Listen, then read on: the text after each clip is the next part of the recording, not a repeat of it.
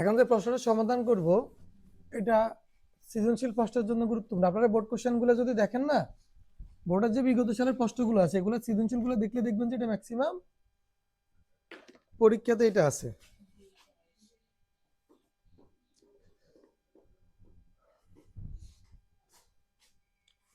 প্রশ্নটা হচ্ছে একটি লোয়ার পাইপের ভিতরের ও বাইরের ব্যাস যথাক্রমে 12 সেন্টিমিটার ও 14 সেন্টিমিটার এবং পাইপের উচ্চতা 5 সেন্টিমিটার।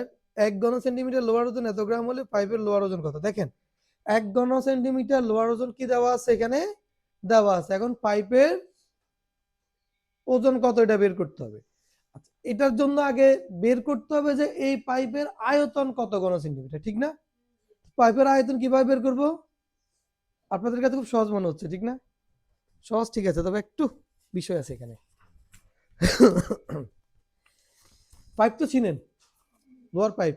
আগে আপনার ওই যে চাপা কলগুলোতে এটা ব্যবহার করা হতো, এখন হয় না তেমন একটা। এরকম না পাইপগুলা? পাইপের যদি দেখেন যে ভিতরের আর বাইরের কিন্তু আলাদা জিনিস থাকে। ভিতরে এই জায়গাটা ফাঁপা থাকে না? আমি যদি পাইপের আয়তন বের করি বাইরের মাপ দিয়ে, তাহলে পুরোটার আয়তন বের হবে। তা সেক্ষেত্রে কি এই ভিতরের ফাঁপা জায়গা, খালি যে জায়গাটা আছে, এই জায়গাটাতে কি কোনো লোহা আছে? তাহলে তারা তো আয়তন চলে এসেছে, ঠিক না? তাহলে শুধুমাত্র যদি পাইপের আয়তন বের করি, সেটা হবে কি শুধুমাত্র এই যে চারপাশে যেটা থাকে, চারপাশে যে বর্ডারটা থাকে, শুধুমাত্র তার আয়তনটা বের হবে। তার মানে সেটার জন্য কি করতে হবে? আগে বাইরের আয়তন বের করবো, তাহলে বাইরের আয়তন বের করলে পুরোটার আয়তন আমরা পেয়ে যাব। এরপরে ভিতরের খালি জায়গাটার আয়তন বের করব।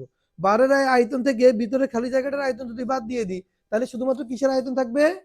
পাইপের আয়তনটা থাকবে। তখন এই আয়তন থেকে লোহার ওজন বের করবো। ব্যাপারটা বুঝতে পারছেন এবার?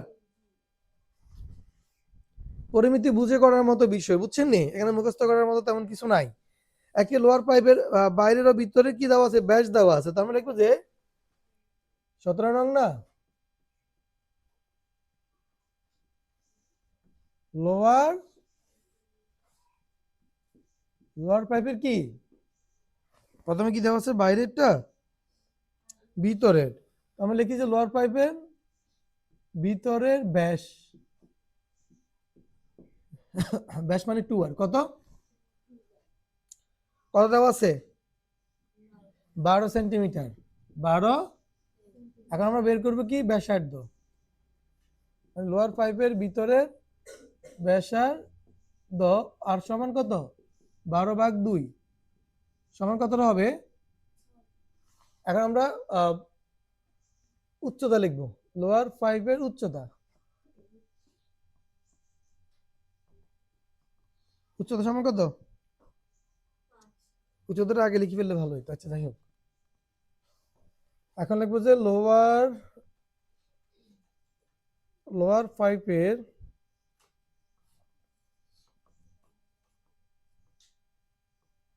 ভিতরের আয়তন। ভিতরে কি আয়তন সূত্র কি? পাই আর স্কোয়ার এইচ। 3.1416 আর মানে হচ্ছে 6 স্কোয়ার ইন্টু এইচ মানে 5। কত হয় রে? ঘন সেন্টিমিটার। 548 ঘন সেন্টিমিটার। 486 নেই, তাহলে আমরা এখানে 9 নিব, বা 486 লিখি, এত ঘন সেন্টিমিটার। ঠিক আছে, এটা হচ্ছে কি ভিতরের আয়তন। এখন কি বের করব? বাইরের আয়তন। পাইপের বাইরের ব্যাসার্ধ। পাইপের বাইরের কি প্রথমে ব্যাস লিখবো, কারণ ব্যাস দেওয়া আছে। ব্যাস কত? 14 সেন্টিমিটার। তাহলে ব্যাসার্ধ কত হবে? ব্যাসার্ধ হচ্ছে 14/2 সমান কত? 7 সমান 7 সেন্টিমিটার। আর উচ্চতার কি কোনো পরিবর্তন হয়নি কি? 5 তো, ভিতর উচ্চতা যা বাইরেও তাই। তার উচ্চতা কত আছে? 5 সেন্টিমিটার। এখন লিখবো সুতরাং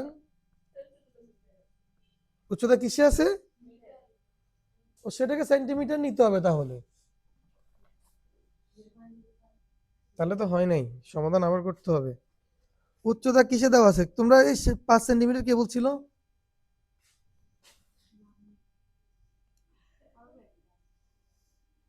লামিয়া, না দেখে বলিও না, সব ভুল বললে তো হবে না। তাহলে কত হবে? 500 সেন্টিমিটার। কথা বুঝছেন নি? কত সেন্টিমিটার হয়?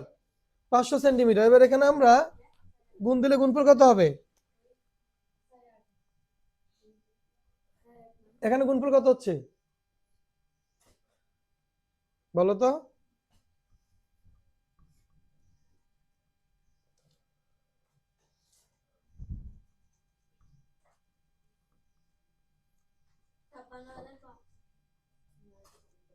কত হয় বলেন?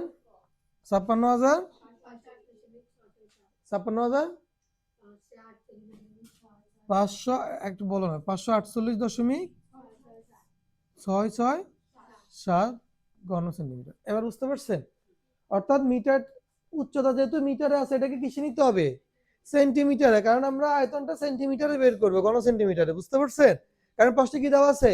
1 ঘন সেন্টিমিটার লোয়ার পাইপের ওজন দেওয়া আছে, এই জন্য এটাকে কিসে নিতে হবে? সবগুলো মিটারে থাকলেও সেন্টিমিটারে নিতে হবে। লোয়ার পাইপের বাইরের আয়তন তাহলে কি হবে? পাই আর স্কোয়ার এইচ। পাই মানে 3.1416, আর মানে কত? 7 স্কোয়ার, আর এইচ মানে হচ্ছে 500। কত এখানে গুণ দিলে? 76,969.02 শেষ। এবার লিখবো যে সুতরাং কি পাইপের আয়তন আমরা এখন কি পাবো? পাইপের এটা কিভাবে পাবো বলেন তো? বাইরের যেটা সেটা থেকে ভিতরেরটা কি দিব? বিয়োগ দিব। 76,969 না, বিয়োগ 56,548, 548.667 এ কত হয়? 20,420.353 ঘন সেন্টিমিটার। এবার দেখো 1 ঘন সেন্টিমিটার, 1 ঘন সেন্টিমিটার লোহার ওজন কত গ্রাম? লোহার ওজন হচ্ছে 7.2 গ্রাম। তাহলে 20,420.35 ঘন সেন্টিমিটার লোহার ওজন আরো বেশি হবে। 20,420.35 গ্রাম কত হয় গুণ দিলে?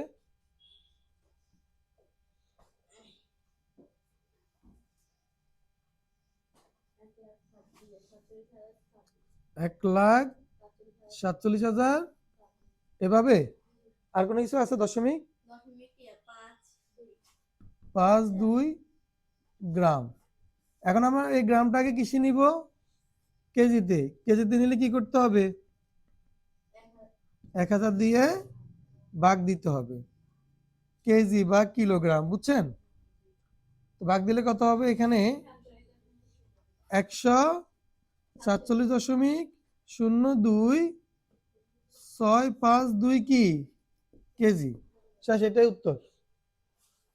বুঝতে পারছেন? তাহলে আমরা প্রথমে গ্রামে পেয়েছি, গ্রাম থেকে কেজিতে নিয়ে গেছি। এই প্রশ্নে কোন অংশটা বুঝেন নাই এটা বলবেন আমাকে। কাজটা সহজ কিন্তু। প্রথমে পাইপের বাইরের আয়তন বের করবো, সরি ভিতরের আয়তন, এরপরে কি বাইরের আয়তন বের করলাম। তারপর বাইরের আয়তন থেকে ভিতরের আয়তনটা বাদ দিলে কি বের হবে? পাইপের আয়তন। এই আয়তন থেকে আমরা বের করবো, কারণ প্রশ্ন আমাদের বলে দিচ্ছে 1 ঘন সেন্টিমিটার যতটুকু আয়তন হয় তার ওজন 7.2 গ্রাম। তাহলে 1 ঘন সেন্টিমিটার লোহার ওজন 7.2 গ্রাম। সুতরাং 1 ঘন সেন্টিমিটার লোহার ওজন কত? আমরা 7.2 এর সাথে এই সংখ্যাটা কি দিব? পাইপের যে আয়তনটা বের হচ্ছে সেটা গুণ দিলে আমরা লোহার ওজনটা পাবো। এটা কিসে পাইছি? গ্রামে। গ্রামকে আমরা 1000 দিয়ে গুণ দিলে কিসে চলে আসবে? এটা কেজিতে চলে আসবে। সবাই বুঝতে পারছে? কারো কোনো প্রশ্ন থাকলে বলবেন, আর না থাকলে লিখেন।